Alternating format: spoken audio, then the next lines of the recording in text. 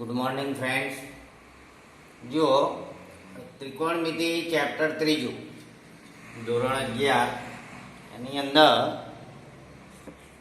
છેલ્લો ગુણધર્મ એટલે કે છેલ્લો ટોપિક ઉકેલ, અંતર અને ઊંચાઈ અને તેના પ્રશ્નો ત્રિકોણના ગુણધર્મોને આધારે.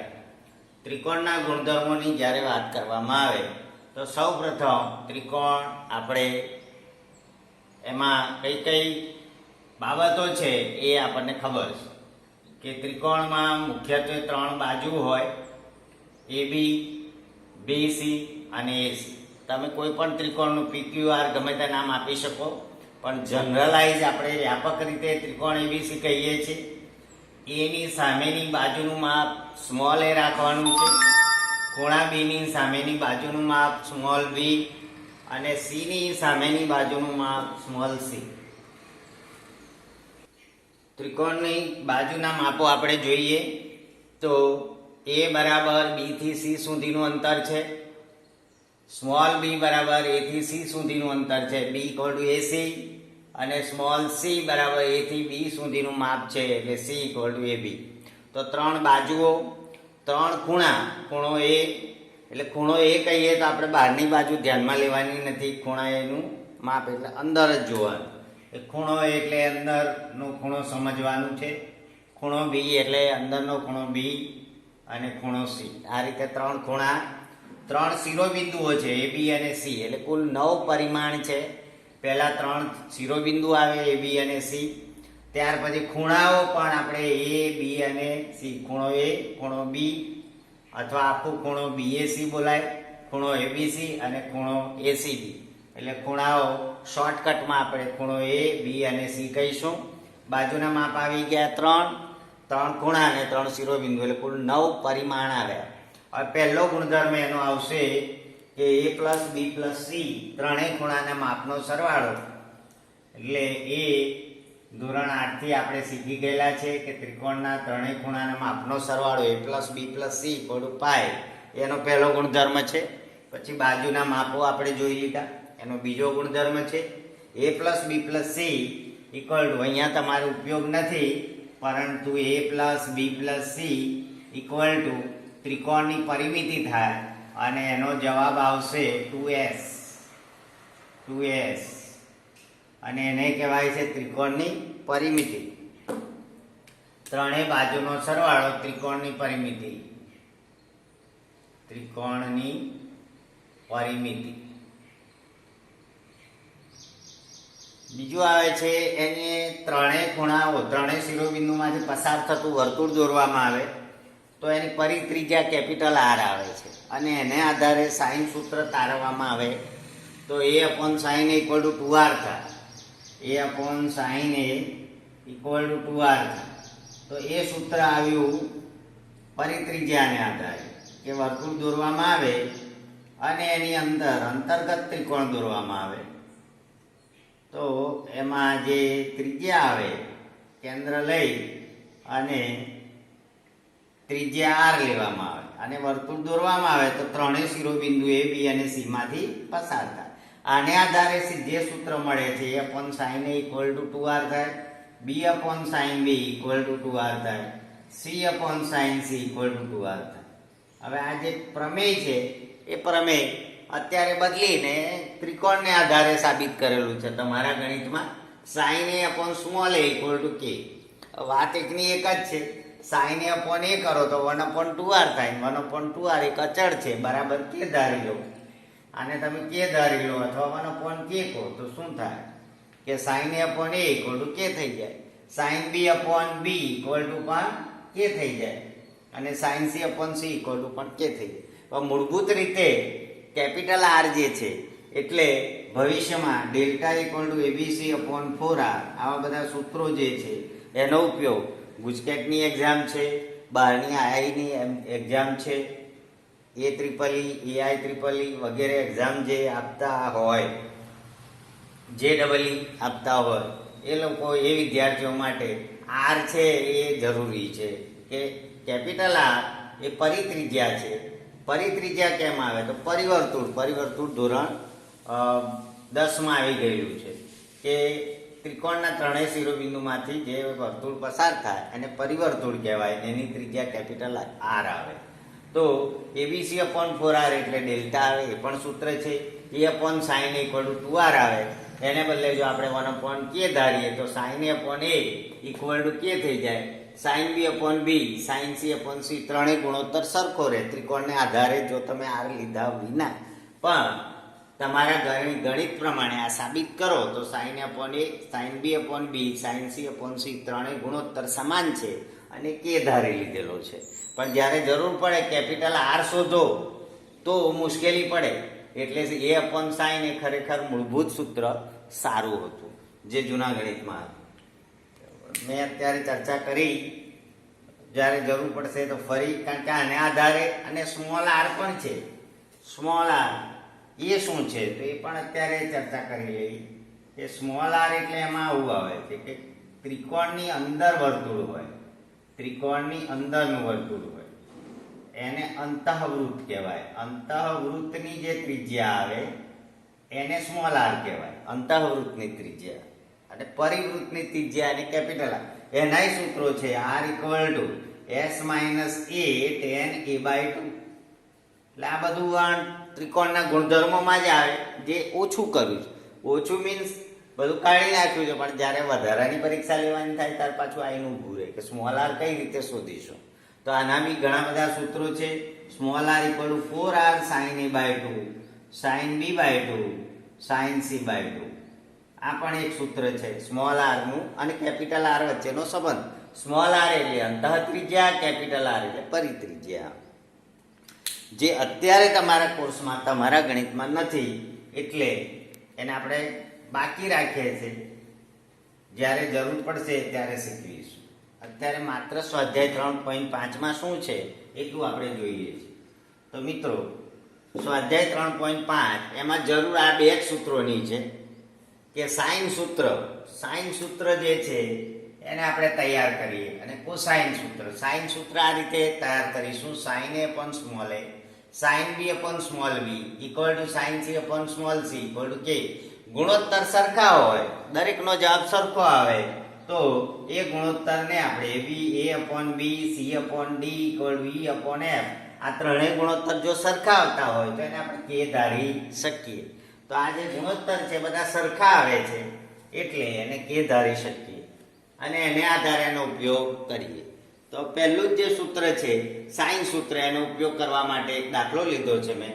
ઉદાહરણ 26. ઉદાહરણ 26 અંદર તો તમારે ગણેલું જ છે, પણ બંનેમાં ફેર પડશે. એટલે ઉદાહરણ 26 હું લખું છું, તમારે જોઈ લેવાનું કે ગણવામાં કેટલો ભેદ છે. ચાલો, સૂત્ર છે sine A upon A equal to k. કારણ આપીએ કે ભાઈ sine A upon A equal to k. Sine A upon A equal to k. એનો મતલબ સ્મોલ એ ને સામે લઈ જઈએ તો સાઇન એ અપોન કે થાય. સ્મોલ એ આપણે સામે લઈ જઈએ તો a equal to sine A upon કે.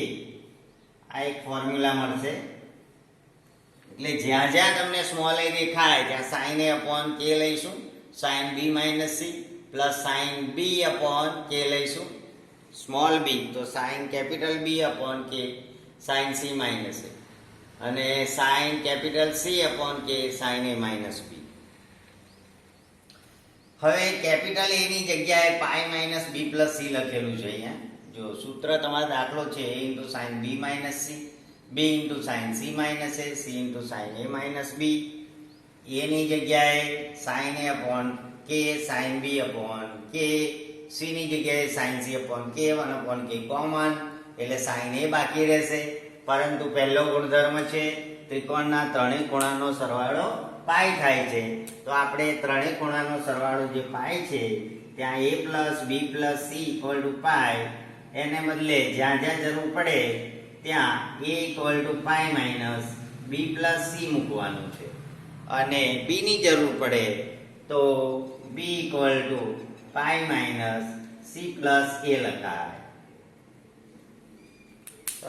અને સી ની જરૂર પડે તો પાઈ માઇનસ એ પ્લસ બી લખાય. તો આપણે અહીંયા જોઈ શકીએ છીએ કે જ્યાં a ની જગ્યાએ pi minus B plus C મૂક્યું છે, પછી બી ની જગ્યાએ પાઈ માઇનસ સી પ્લસ એ મૂક્યું છે, સી ની જગ્યાએ પાઈ માઇનસ એ પ્લસ બી મૂક્યું છે. પાઈ માઇનસ થીટા એટલે પાછું પ્રથમ ચરણ આવ્યું, પાઈ માઇનસ થીટા દ્વિતીય ચરણ, પાઈ માઇનસ થીટા ચરણની વાર્તા આવે ને આવે એટલે પાઈ માઇનસ થીટા આપણે બીજું ચરણ આવે છે અને બીજા ચરણમાં ઓલ એસટીસી પ્રમાણે સાઈનનું રાજ ચાલે એટલે સાઈન ધનના ધન, સાઈન બી plus C, sine B minus C. ભલે અહીંયા લખ્યું કે બી ને સ્થાને પાઈ માઇનસ સી પ્લસ એ મુકાય, પરંતુ બી ને સ્થાને જેવું પાઈ માઇનસ થીટા લખ્યું, અહીંયા અંડરલાઈન કરી છે અને કૌંસ સમજવાનો છે. પાઈ માઇનસ થીટા બીજું ચરણ સાઈનનું રાજ ચાલે એટલે સાઈન સી પ્લસ એ. અહીંયા pi minus theta sine A plus B, sine A minus B. હવે પાછું બીજું એક સૂત્ર યાદ કરવું પડે કે sine alpha plus beta into sine alpha minus beta equal to sine square alpha minus sine square beta. એટલે સૂત્રો જે ચાલે ભૂલવાના નથી. આવું એક સૂત્ર છે ને એની મદદથી આપણે કિંમત પણ શોધેલી કે ભાઈ sine alpha plus beta into sine alpha minus beta. આવું આપણે જો આવું લખેલું હોય sine alpha plus beta into sine alpha minus beta તો sine square alpha minus sine square beta થાય. એ સૂત્ર છે. એટલે એક દાખલો ગણવા માટે ઘણી બધી માથાકૂટોમાંથી પસાર થવું પડે છે. તો આપણે આજે sine square alpha minus sine square બીટાનો ઉપયોગ કરીએ તો sine square B minus sine square C, આ પહેલો વિભાગ. બીજો વિભાગ sine square C minus sine square, ત્રીજો વિભાગ sine square A minus sine square B. એક જ આઈડિયા, સાઈન સ્ક્વેર આલ્ફા ઓછા sine square beta equal to sine alpha plus beta into sine alpha minus beta, એટલે sine square alpha minus sine square beta. હવે તમારે આગળ નહીં જવું પડે. સાઈન સ્ક્વેર સી ગયા, સાઈન સ્ક્વેર એ ગયા, સાઈન સ્ક્વેર બી ગયા, બધા જ બાદ થઈ ગયા તો શૂન્ય રહેશે ઇક્વલ ટુ 0. તો સાબિતી છે A sine B minus C, B sine C minus A, C sine A minus B equal to 0 અને તમે લાવી શક્યા આરામથી. આમાં અંદર જે છે કોસ સૂત્રનો ઉપયોગ કરેલો છે એ પણ સમજવા પ્રયત્ન કરજો કે તમને બેમાંથી કઈ રીતે અનુકૂળ લાગે છે. આ બે વાર તમે લખશો વાંચશો એટલે આ સરળ લાગશે. જે સરળ હશે એ રીતે આપણે જોઈશું. એટલે ઉદાહરણ 26.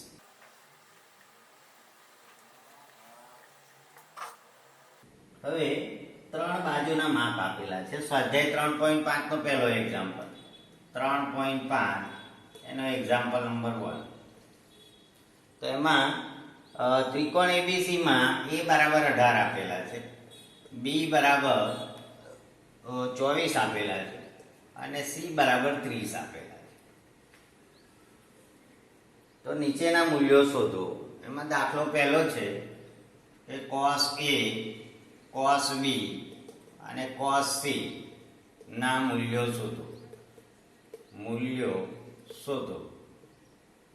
તો મિત્રો cos a નું સૂત્ર, cos સૂત્ર આ રીતે તૈયાર કરવાનું છે કે કેપિટલ A આવે ને તો a સ્ક્વેર એની બાદબાકી કરવાની એટલે b square plus c square minus a square upon 2bc. cos a નું સૂત્ર. cos b માં b ની બાદબાકી એટલે b સ્ક્વેર ની બાદબાકી કરવાની, a square plus c square minus b square upon 2ac. આ cos b નું સૂત્ર.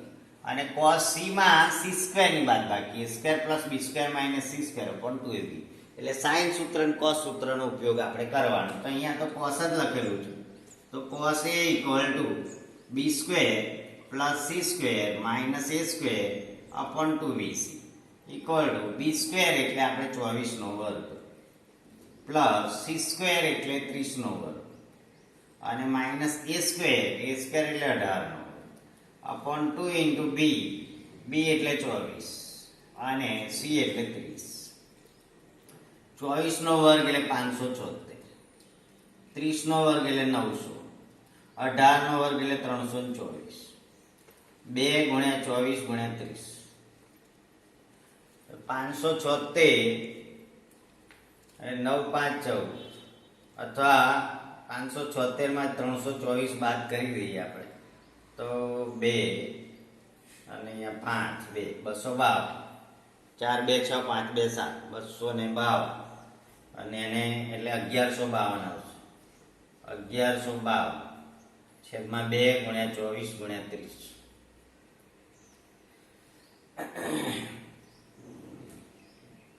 ચોવીસ અને અહીંયા અથવા બે ભાગ ચલાવવાનો. બે છંગ 12 2 50 10 2 7 14 2 17 576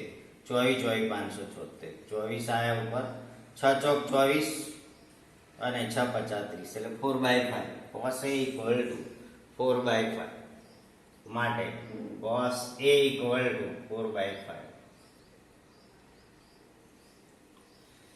એટલે બીજી રીતે પણ આપણે કહી શકીએ એમ હતા, કારણ કે અહીંયા a² + b² એવું કરી જોઈએ a² + b² અથવા a² + b² એટલે ઇક્વલ ટુ 18 નો વર્ગ વત્તા 24 નો વર્ગ બરાબર 324 વત્તા 576 અને બેનો સરવાળો કરીએ 6 4 10 0 વધી 1 7 3 10 0 વધી 1 5 3 8 900 એટલે 30 નો વર્ગ થાય છે, એટલે કે c².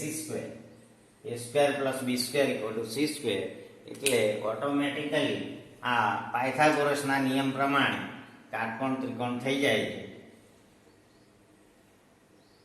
એટલે જે બાજુના માપ આપેલા છે એમાં કર્ણ c થઈ જાય છે, એક બાજુ a થાય છે અને એક બાજુ b થઈ જાય છે. એટલે ખૂણો a અહીં જતો રહે, ખૂણો b અહીં જતો રહે અને ખૂણો c અહીં જતો રહે. હવે a બરાબર કેટલા છે? તો a બરાબર ગમે તે આપણે 18 લઈ લઈએ, અહીંયા 24 લઈ લઈએ. 18 અને 24. a નું માપ છે 18, b નું માપ 24 અને c નું માપ 30. કાટકોણ ત્રિકોણ થઈ ગયું. હવે એને આધારે પણ જોઈ શકીએ આપણે કે cos A બરાબર પાસેની બાજુ cos A બરાબર પાસેની બાજુ ભાગ્યા કર્ણ, એટલે પાસેની બાજુ આવશે તમારે 24 અને ભાગ્યા કર્ણ એટલે 30. તો 4 ગુણ્યા 6 અને 5 ગુણ્યા 6 6 કેન્સલ 4/5 એટલે cos A બરાબર 4/5 ઓટોમેટિક મળી ગયું. કઈ કાટકોણ ત્રિકોણ છે એનું સમાધાન કરે છે એ આપણે આ a² + b² = c² પરથી જોઈ શક્યા કે ભાઈ ac² + bc² = ab².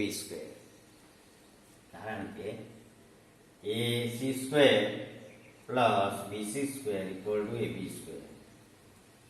એટલે પાયથાગોરસનો નિયમ છે એનું પાલન કરે છે અને એટલે કાટકોણ ત્રિકોણ છે. તો કાટકોણ ત્રિકોણનો નિયમ લાગુ પડે છે. તો cos A નું મૂલ્ય આવી જાય, તો cos B પણ આવી શકે. cos B તો એમાં પાસેની બાજુ 18 આવશે, માટે cos B = પાસેની બાજુ આવશે 18 અને કર્ણ 30, તો 6 તરી 18 અને 6 50 30 અને cos C તો એ તો કાટકોણ ત્રિકોણ છે, એટલે cos C = cos 90. એમાં સૂત્ર ના મુકાય, cos 90 = 0. કાટકોણ ત્રિકોણ છે. તો એમાં 30 - 30 કરશો એટલે 0 થશે. જો સૂત્રમાં મૂકો તો cos C બરાબર 0 આવશે અને cos નું 0 મૂલ્ય ક્યાં આગળ આવે? તો 90 આગળ આવે. એટલા માટે એટલે ઓટોમેટિક શોધવા જશો સૂત્રોથી તો પણ એ કિંમતો મળી જશે. એટલે cos B 3/5, cos A 4/5 અને cos C = 0. 3 મૂલ્યો મળે છે કાટકોણ ત્રિકોણને આધારે. હવે આના પરથી જ તમે sin A અને sin B અને sin C શોધી શકો. ચાલો આમાં બીજો દાખલો એને કીધો છે કે ભાઈ sin A શોધો, તો તમારે 1 - cos² A કરી દેવાના છે. એટલે 1 - 4/5 નો વર્ગ એટલે 25 - 16 છેદમાં 25 એટલે 9/25 એટલે 3/5. 3/5 sin અને ત્રિકોણ છે એટલે એમાં ધન જ લેવાનું, બરાબર, > 0, કારણ કે 0 A B C બરાબર એ π/2 ની વચ્ચે જ હોય. મોટામાં મોટો ખૂણો કેટલો હોય? 90 એને એની કિંમત આપણે જાણતા હોય છે, ધન હોય છે કિંમતો.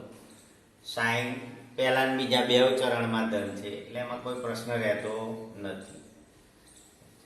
અને કાટકોણ ત્રિકોણની મદદથી પણ આપણે શોધી શકીએ કે સાઈન એ ઇક્વલ ટુ અથવા સામેની બાજુ ભાગ્યા કર્ણ.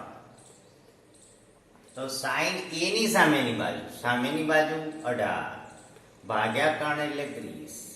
6 ગુણ્યા 3 6 ગુણ્યા 5 6 6 ગયા એટલે 3/5. સાઈન બી ઇક્વલ ટુ એની સામેની બાજુ સાઈન બી એની સામેની બાજુ એસી અપોન કર્ણ એટલે બી. તો એસી એટલે બી અને બી એટલે સી. તો બી નું અને સી નું માપ શોધો. બી એટલે કેટલા? તો કે 24. સી એટલે કેટલા? 30. તો 6 ગુણ્યા 4 6 ગુણ્યા 5 6 6 ગયા એટલે 4/5. સાઈન બી આવી. Sine C equal sine C equal to sine 90. એમાં નહીં વાપરવાનું, સામેની બાજુના કાટકોણ ત્રિકોણ છે. સાઈન 90 એટલે 1. સાઈન 90 એટલે 1, કારણ કે સી બરાબર 90, ખૂણો 90 નો છે એટલે cos 90 જો 0 આવે તો સાઈન કેવું? તો સૂત્રમાં મૂકો તો sine square C equal to 1 - cos square C, પણ 1 - 0 equal to 1. Plus or minus 1 નહીં લખવાનું, કારણ કે આ તો ત્રિકોણ છે. ત્રિકોણમાં જે કંઈ મૂલ્ય આવે એ ધન હોય.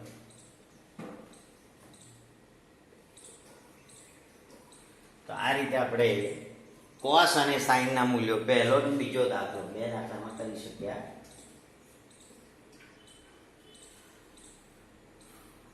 દાખલો 3 જોઈએ.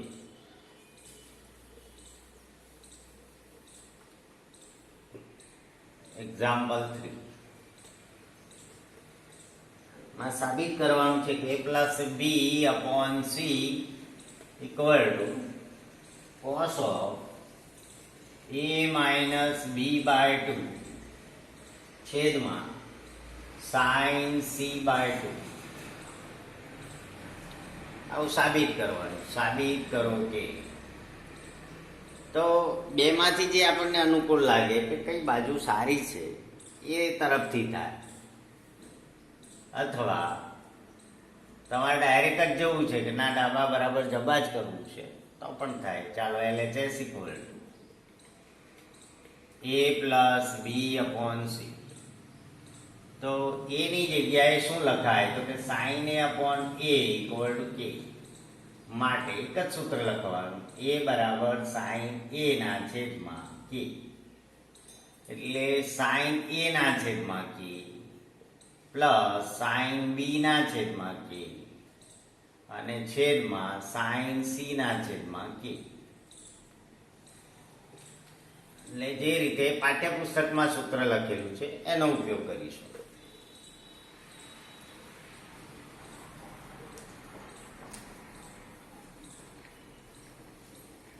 તો ઇક્વલ સાઈન એ 1 કે ઉપર નીચેથી ઉડી ગયા, sine A plus sine B છેદમાં સાઈન સી.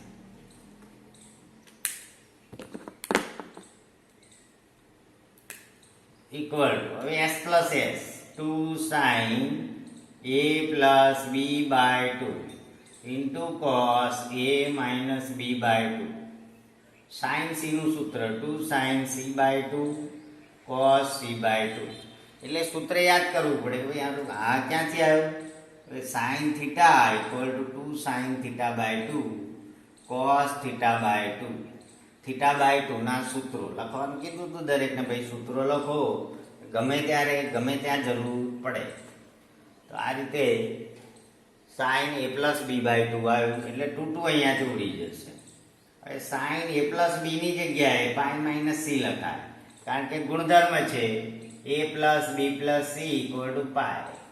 માટે બી પ્લસ સી અથવા તો a પ્લસ બી જોઈએ છે આપણે, એટલે a plus B equal to pi minus C. ત્રિકોણનો ગુણધર્મ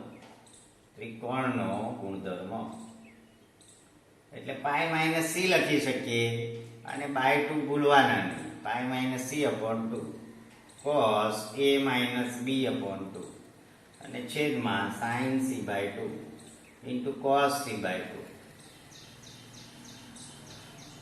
ચાલો હવે અહીંયા sine pi minus C by 2 આવ્યું એટલે સાઇન પાઈ બાય 2 માઇનસ દરેકના છેદમાં અલગ અલગ બે આપી દો અને into cos A minus B by 2 અને છેદમાં sine C by 2 cos C by 2 equal to pi by 2 minus theta એટલે પાછું કોસ થઈ જાય. પાઈ બાય 2 એટલે વિધેય બદલાય જાય,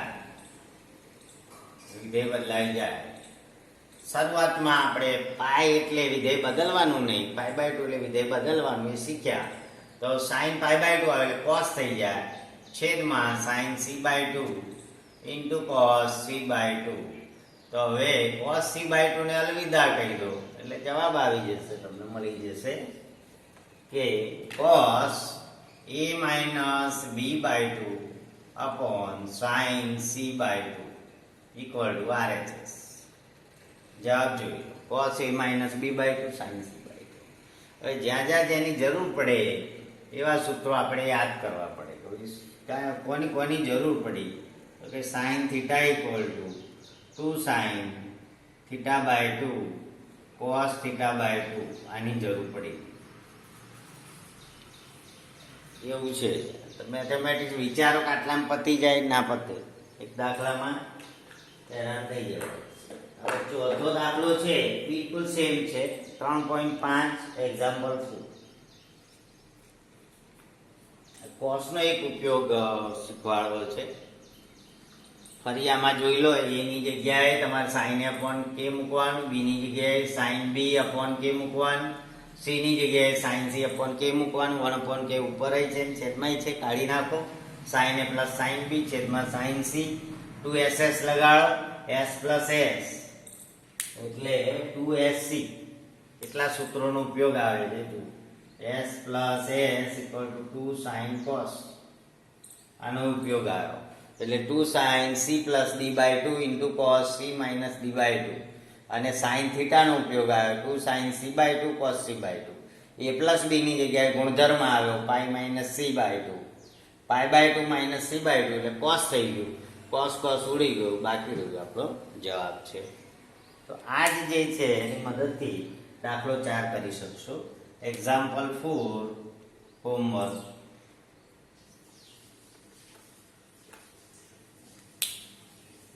હવે કોસ સૂત્રનો ઉપયોગ